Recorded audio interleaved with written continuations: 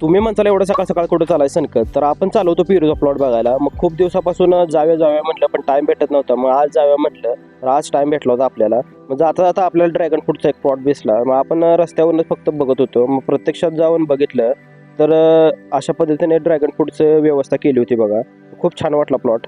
तर त्यानंतर जाऊया म्हटलं आपल्या मेन कामाला. मग त्यासाठी आलतो ते काम करावं म्हटलं, तर पेरूचा प्लॉट आपल्याला बघायचा होता. मग कशा पद्धतीने पेरू लागवड केली हे आपण थोडक्यात त्या शेतकऱ्याकडनं माहिती घेतली. अशा पद्धतीने पेरूचा प्लॉट होता हा. त्यानंतर आलो घरी, जेवण केलं, मग लगेच लाईट टायमिंग झालं. मग अशा पद्धतीने आपल्याला होल चालू करून हेरीत पाणी टाकायचं होतं आपल्याला. त्यानंतर आला मळणी मशीनवाला. मग आपल्याला ज्वारीची मळणी करायची होती. मग खूप दिवस झालं मोडून ठेवली होती कणसं. मग आज मळणी मशीनवाला आला होता. मग अशा पद्धतीने मळणी चालू होती बघा. मग अशा पद्धतीने 15 ते 20 मिनिटांमध्ये आपण ज्वारीची मळणी करून घेतली. मग आपल्याला परत काम होतं. मग मोटर चालू करून आपल्याला मकाला पाणी द्यायचं होतं. मग दिवसाची लाईट होती, पाणी द्यावं म्हटलं. परत रातपाळी चालू होते. व्हिडिओला लाईक करा, शेअर करा, तसेच अकाउंटला फॉलो करा. धन्यवाद भावांनो.